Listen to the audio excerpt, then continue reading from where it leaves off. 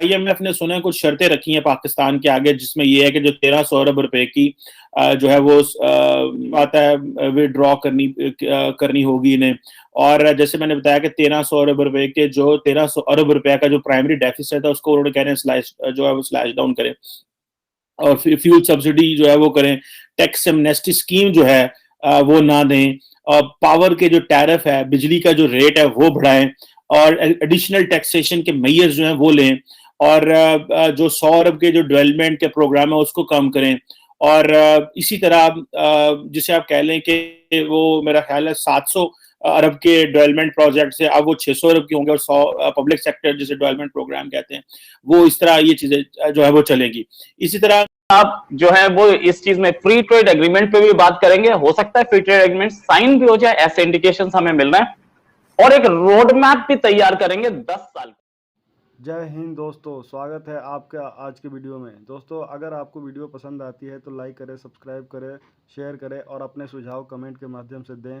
तो चलिए देर ना करते हुए शुरू करते हैं इंडिया की। और इंडिया में जो है यूके के प्राइम मिनिस्टर जो हैं बोरिस जॉनसन, वो आए हुए हैं, तो उनकी क्या एक्टिविटीज हैं और क्या होने जा रहा है। पहले हमारे ब्रिटेन से रिलेशंस तो बहुत अच्छे हैं, साथ में हमारे लिए यूरोपियन यूनियन का एक जैसे बोलते हैं गेटवे था।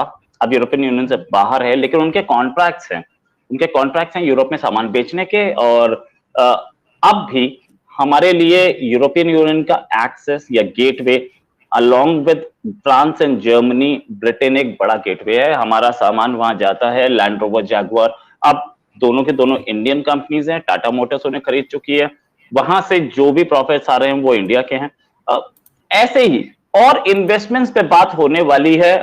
दोनों बोरिस जॉनसन साहब आज अहमदाबाद में थे, गांधी आश्रम भी गए। जो फोटो आपने दिखाई ये गांधी जी का साबरमती आश्रम था, और ये जेसीबी वाली कंपनी एक वहां पे है अहमदाबाद में, वहां भी गए, जेसीबी पे बैठे हुए थे। आजकल वैसे भी जेसीबी बड़ी फेमस है योगी जी की वजह से, और दिल्ली आज तो ये दिल्ली में भी शुरू हुआ और मध्य प्रदेश में शुरू हुआ, जेसीबी फेमस है।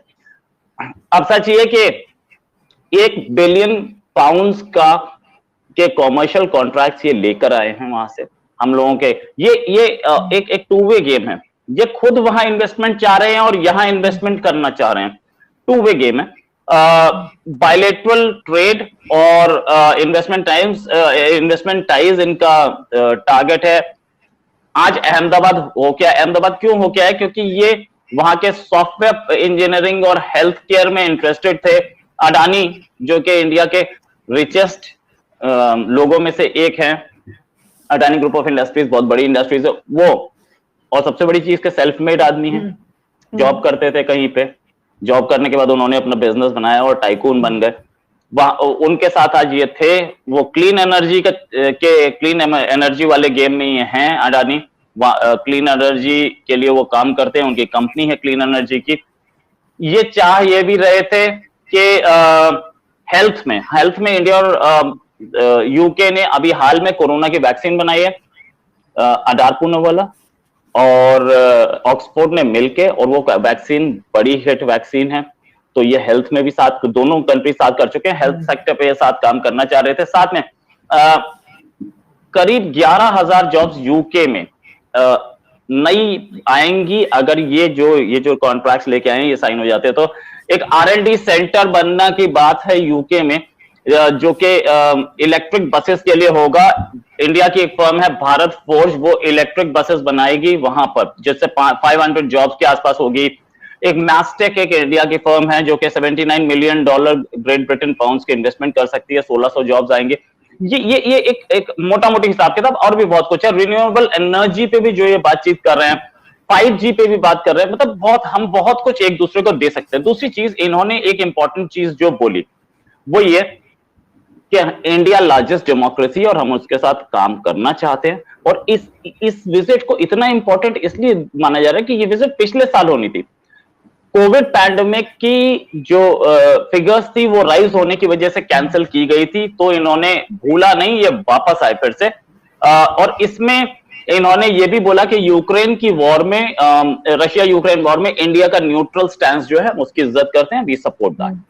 That means European Union, NATO या अमेरिका का सबसे अच्छा अलाई ब्रिटेन कभी कभी इस ब्रिटेन को 51st स्टेट ऑफ यूएसए भी बोला जाता है। ऐसी इतने क्लोज है अमेरिका के, और वो आकर के हमारा न्यूट्रल स्टैंड को एंडोर्स कर रहे हैं, तो एक बड़ी चीज है।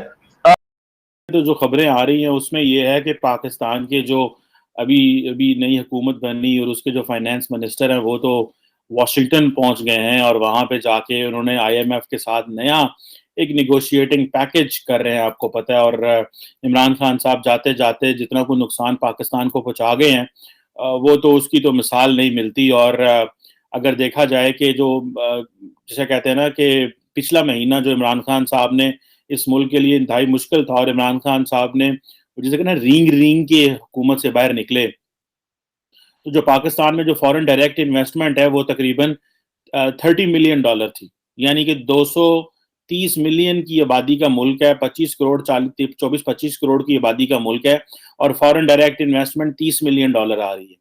जबकि उससे पिछले महीने मेरा ख्याल है इसी महीने में जो थी वो $173 मिलियन थी। सो पॉइंट देखें कि किस तरह की कंडीशन हो गई है। उधर देखें इंडिया के अंदर जो बोरिस जॉनसन आ गए हैं वो अदानी से हिसाब से मिल रहे हैं।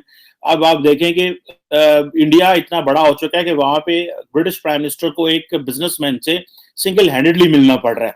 आज तक मैंने नहीं कभी देखा कि पाकिस्तान में कोई बाहर से बिजनेसमैन, बाहर से लीडर आया हो और वो इतना कोई पाकिस्तानी कोई ताकतवर बिजनेसमैन हो जिससे वो इंडिविजुअली जाके वो मुलाकातें कर रहे हो। तो जो कि एक बड़ी मेरी जाती राय में तो एक बड़ी हमारे लिए प्रॉब्लमैटिक सी सिचुएशन है।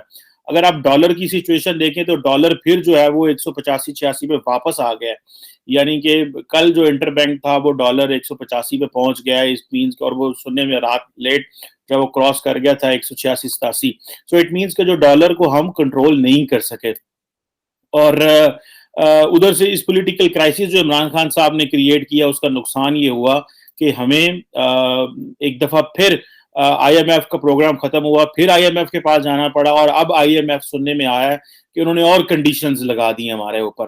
उन्होंने कहा है जनाब के और वो कंडीशंस जो हैं वो बड़ी सख्त होंगी, जारी बात है। और उन्होंने कहा है कि जो तकरीबन 1300 बिलियन का जो प्राइमरी डेफिसिट है उसको वो स्लैश डाउन करें। इमरान खान साहब ने मई और जून के महीने में सिर्फ 96 अरब रुपया जो है वो सब्सिडी के लिए रखा हुआ था।